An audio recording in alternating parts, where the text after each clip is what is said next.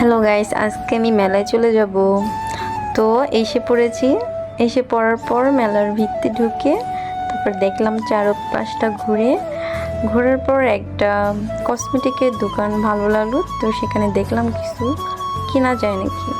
তো তারপর ভালো লাগে নাই, তারপর চলে গেলাম সামনে। যাওয়ার পর আমার বান্ধবীরা আমি হাই হাই খেলা বটাইতেছি। তো তারপর ওর কিছু ভালো লাগতেছে না, তো পুরোটা ঘুরে দেখতেছিল আর আমিও। তারপর আমাদের নৌকা উঠলাম, ওঠার পর নামিয়ে কসমেটিকের দোকানে চলে গেলাম।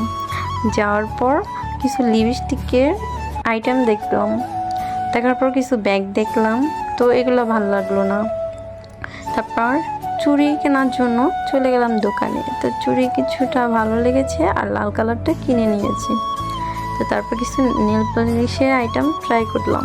তারপর আইসক্রিম খেতে মনে হয়েছিল, আইসক্রিম খেলাম। খাওয়ার পর তারপর আবারও জামা কাপড়ের দোকানে গেলাম, তারপর কসমেটিক